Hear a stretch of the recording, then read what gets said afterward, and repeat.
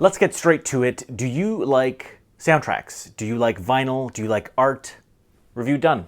Go buy this book.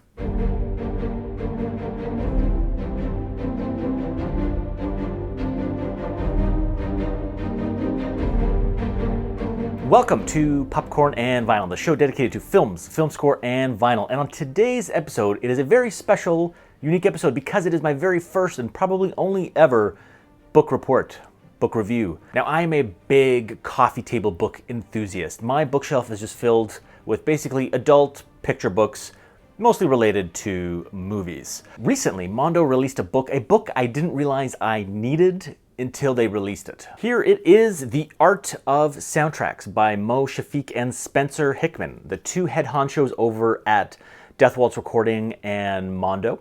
And it really is just a spectacular book. And basically what it is it's an entire collection of all the artwork, the unique vinyl pressing variants that they have, and it kind of goes through years of their catalog. It goes back about 10 years of some of their notable artwork.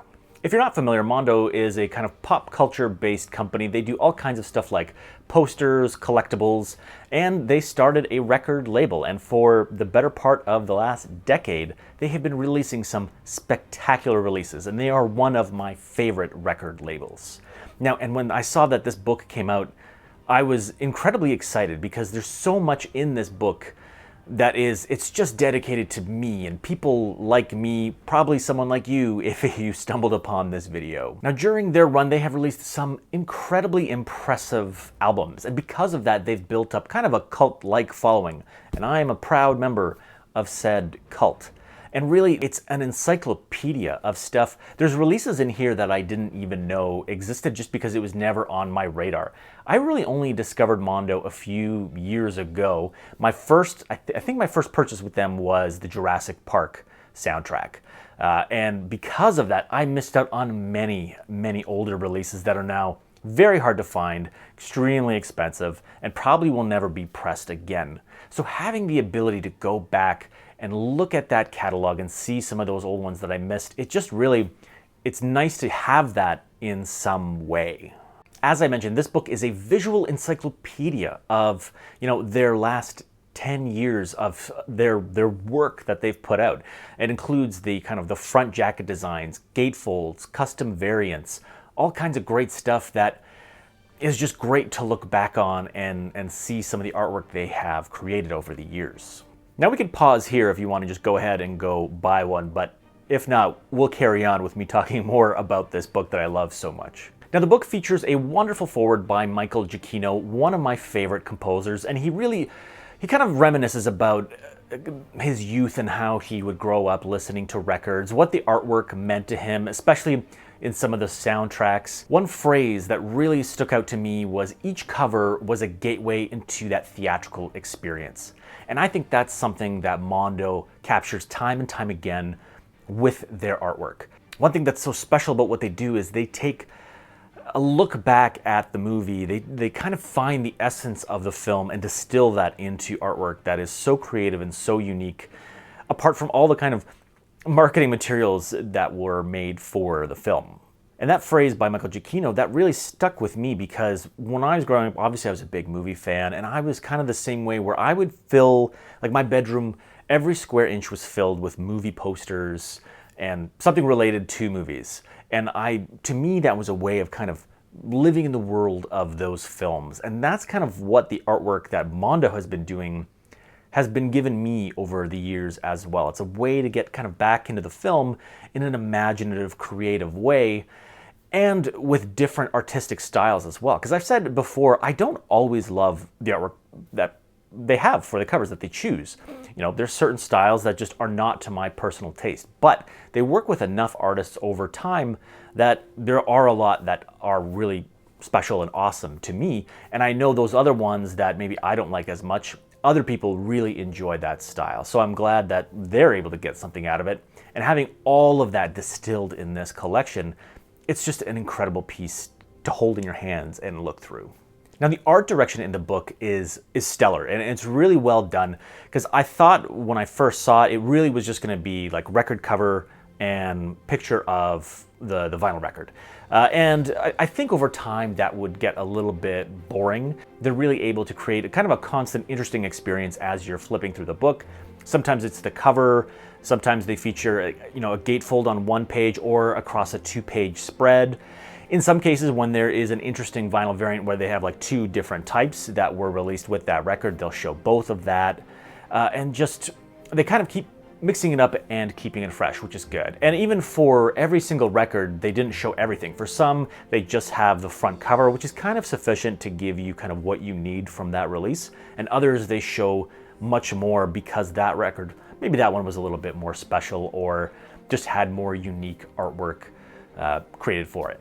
And I think that's a good way to go because some of the releases are more conducive to seeing more of the artwork, and others are fine if you just see if you just happen to see like one image of, like, let's say the front cover. That kind of gives you enough flavor of that release. One aspect of the art direction I'm torn on, and I'm not sure what I would prefer better, is the fact that there's a white border or kind of mat around each of the like front cover images. So part of me wonders if that was a full bleed image, that would kind of feel more like the full cover you're holding in your hands, versus with the mat, it feels more like a matted art print.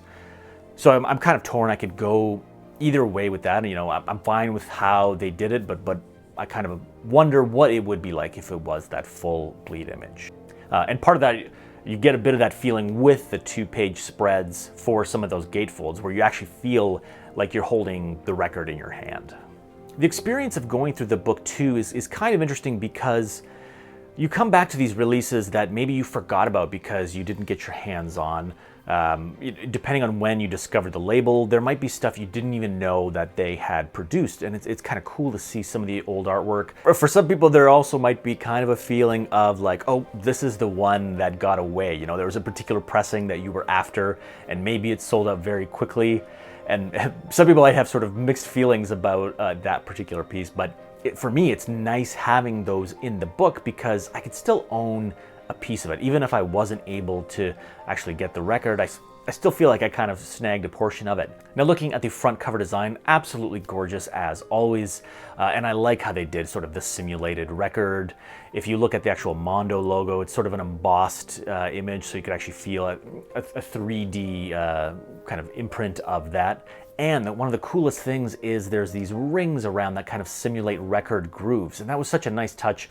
I didn't realize that was the case from just the pictures on the website, but when I got the book, I'm like, that's really clever, and kind of goes back to some of the cool things they have done with their designs over the years. A fun game as part of going through the cover is you play a little guessing game of which cover is which. Just immediately I could tell the one is Tim Burton's 1989 Batman, but there's some others I have to look at a little bit closely to figure out which one is which, so that will be a fun game for me. For me, it just opens so strongly with this one Batman record, which was this die-cut record, which this has been one of my ultimate grails. I'm a huge Batman fan, and this has always been on my wish list.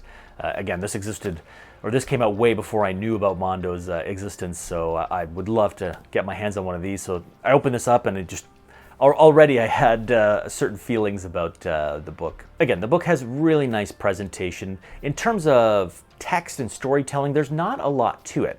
There's the foreword by Michael Giacchino. There's 3 sections of text from the folks at Mondo. So there's Mo and Spencer, and they give a little bit of a background of how Mondo and Death Waltz kind of came to be, and there's stuff in there that I didn't know about. I've heard bits and pieces over the years, whether it's in interviews or certain live chats on YouTube, but it's cool to kind of go back and see where they came from.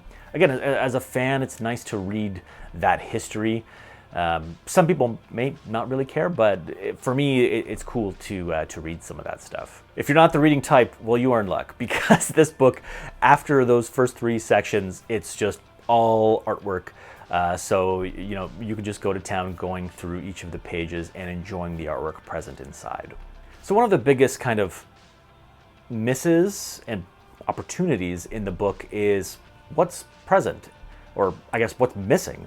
Because there's stuff that I just kind of expected, like a lot that I have in my collection. Just like offhand, I was thinking like Oblivion, Star Trek, Avengers, Tron. None of that is in the book, and that has really cool artwork. And it made me kind of wonder why. One, they obviously have to curate a certain amount. So, this can't be, a huge volume with absolutely everything they have ever created. They do have to pick and choose a little bit. The other part of me thinks, is there a volume 2 coming, or how realistic that is to come in the future? So I'm hoping that this does really well so that they can crank out a volume 2 with a lot of other artwork that I would enjoy. Like, for example, Back to the Future, they have this set of artwork for the 3 films from the one pressing run they did, but previously they did a really cool Plutonium edition. So there's a lot that is not in this book that I would have loved to have seen, but I have high hopes. There could be a volume 2 in the future, and it could be there. The other part of that, there could be some licensing restrictions with certain artists. So perhaps that will never see the light of day in kind of a printed form in a book like this. But hey, high hopes that in the future it'll be available. One thing that I kind of discovered from buying this book is there's another Mondo book that I didn't actually realize existed, was the Art of Mondo, and it was actually still available. So I did buy that, so that's on its way right now, which I'm very excited for, because there's a whole other slew of artwork available from Mondo that has come out over the years. It's such a cool book. If you're the person that geeks out over soundtracks and movies, to me, it's a must own. It won't be for everybody probably, but if you fit the criteria of soundtracks, movies, all that stuff, this is just tailor-made for you, and this totally should be on your bookshelf. One interesting question that came in, because I posted a video on Twitter of the book coming in, and someone asked, if you own 90% of these albums, should you still buy this book? And that really made me think, because you could go either way. Like, obviously owning the albums is the ideal scenario, and there's no way I own 90%, but I feel like it's a different experience when you have all of that in your hands and you could kind of just flip through. It's a different experience of kind of going through each of your albums one by one. I'm sure many of you have them in plastic little baggies and outer sleeves and all that kind of stuff.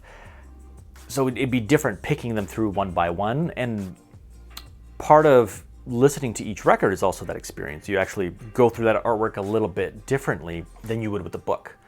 So in my opinion, I still think the book is worth it. It's kind of a concentrated version of all of that, and you could kind of flip through it, throw a record on and just go through the book. Now, if you are expecting this to be an encyclopedia of everything that they've ever done, all the artwork, you will be disappointed, because it's not all there, unfortunately. Another thing that I like is they do choose specific vinyl variants to show in the book, so they won't show all of them. And in some cases, there's ones that I really like that I wasn't able to get my hands on. So for example, the Jurassic Park one, this is the one I wanted so badly. I ended up getting the standard black because that's all they had available. But again, it's just cool that I'm able to get it in some way with this book, even if I can't get that record.